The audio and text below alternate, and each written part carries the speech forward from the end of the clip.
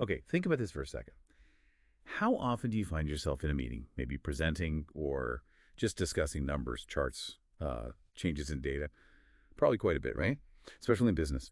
Well, today, our deep dive is all about really mastering the art, and maybe the science too, of describing data and trends effectively in English.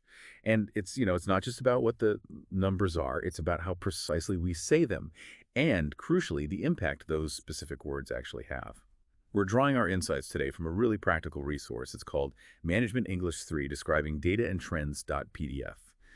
Honestly, it's packed with useful stuff for sharpening up your business communication.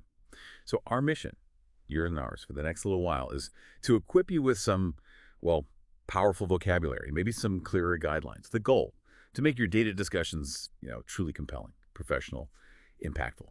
Okay, let's dig in. The first thing that really jumps out from this source, the core idea, is that language absolutely matters when you're dealing with numbers. It just does. Oh, completely. It's fundamental. Yeah, choosing the right verb or the right adjective or adverb, it's not just like window dressing to sound smarter. It's what separates a presentation that's just acceptable from one that actually grabs attention, makes sense instantly, and, maybe drives action. Exactly. And what's fascinating here, I think, is how subtle choices carry so much weight. We're talking about the scale of change. Think about the different grades of change, as the source puts it, how different verbs convey totally different magnitudes. Give us an example. Okay, well, take a word like decrease. Yeah. Pretty neutral, right? It might mean sales went from, say, 100 units down to 90, a 10% drop. Okay. Okay, but if you say sales plummeted, Ooh, yeah. Different feeling. totally different. That suggests a much more dramatic, maybe sudden fall, like 100 units down to maybe 30. That's a serious drop. Okay. Or even more extreme, what if something collapsed? That implies an almost total failure, maybe 100 units down to just 10, or even less. Right. It's almost like signaling the severity without having to spell out all the percentages immediately. Precisely. It's like the difference between saying, oh, I felt a tremor, versus the earthquake flattened the city. The verb does the heavy lifting in conveying the scale. And it's not just the verbs, is it?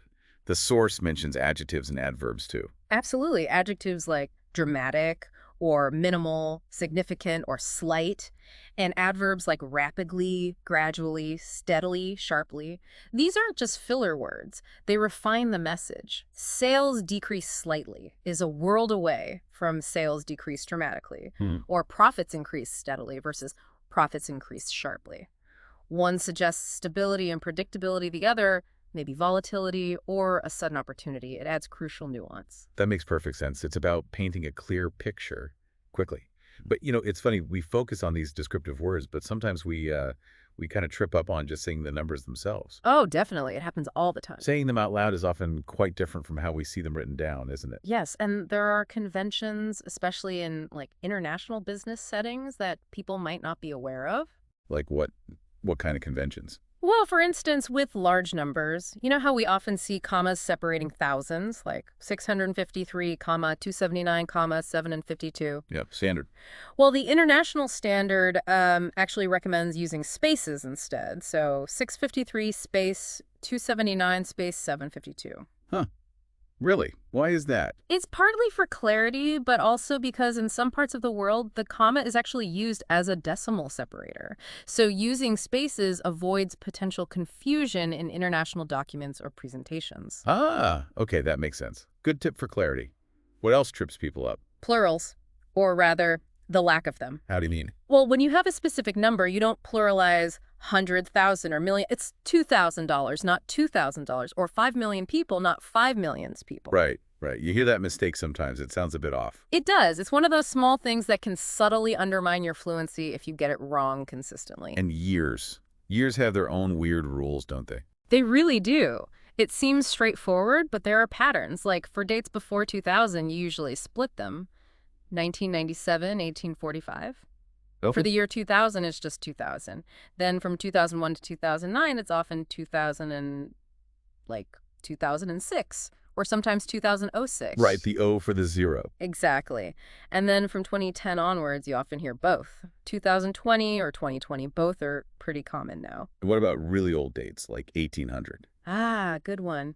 Usually 1800, not 1800, typically just 1800. It seems like a lot of little rules, but I guess getting them right makes you sound, well, more polished. It definitely contributes to sounding natural and confident. Same goes for decimals and fractions. Okay, decimals seem easy enough, like 7.15 is just 7.15. Exactly. You say each digit individually after the point, not 7.15, just 7.15. Easy mistake to make if you're translating directly, perhaps. Got it. And fractions. I always pause before saying fractions out loud. Yeah, they can be tricky. The standard way is number-ordinal, like 38 is 3/8, 5/16 is 5/16. Okay. But then you have the common exceptions. 14 is usually 1/4, not 1/4, though you might hear that too. And 12 is almost always 1/2. And 34 is 3/4. Ah, okay. So 1/2, 1/4, 3/4 are the main special ones. Pretty much. Nailing those common ones makes a difference. It's all part of that overall precision we're talking about. Which brings us back to the bigger picture, right? Connecting these specific number details to describing the overall trends in the data. Exactly. This precision isn't just about isolated figures. It's crucial for conveying the movement of data over time. What's the story the numbers are telling? So the source breaks trends down. Yeah, basically into 4 main types, which is a helpful way to think about it. Upward trends, downward trends, stable periods, and fluctuations. Okay, let's take those one by one. Upward. Right, so things are going up, but how are they going up? Instead of just saying sales increased, you could use more vivid language. Maybe sales climbed steadily, or if it was sudden and large, there was a sharp upturn in demand, or we saw a significant surge in web traffic. Surge, upturn, climbed. Huh. Okay, those paint different pictures. Yeah. Gradual versus sudden. Precisely. And for downward trends, same idea. Don't just say profits went down. If it was bad, maybe profits slumped, or as we said before, profits plummeted. If it was a slower decline, market share has eroded gradually. Eroded.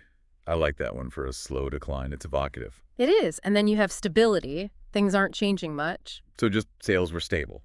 You could say that, or maybe sales have leveled off after a period of growth, or demand has plateaued. Plateaued is a great word for when something stops rising or falling. Leveled off, plateaued. Okay, good options. And the last one, Yeah. fluctuations. Yeah, when things are, up and down, inconsistent, you could say revenue has fluctuated wildly this year, or exchange rates have been volatile.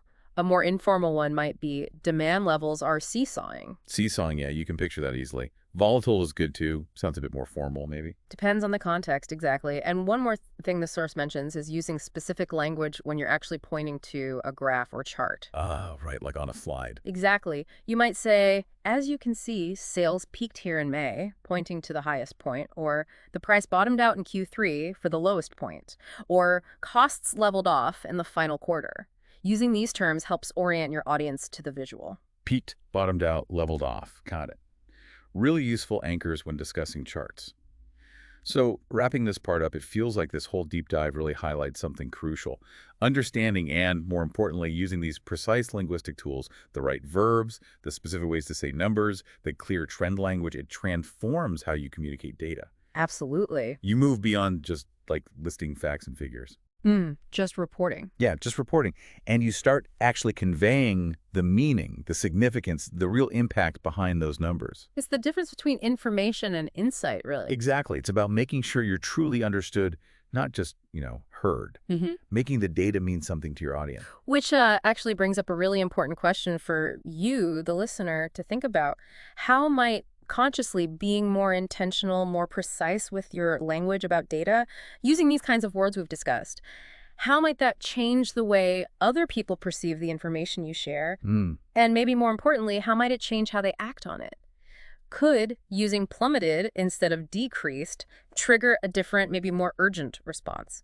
Could describing a trend as surging instead of just increasing create more excitement or investment? That's a powerful thought.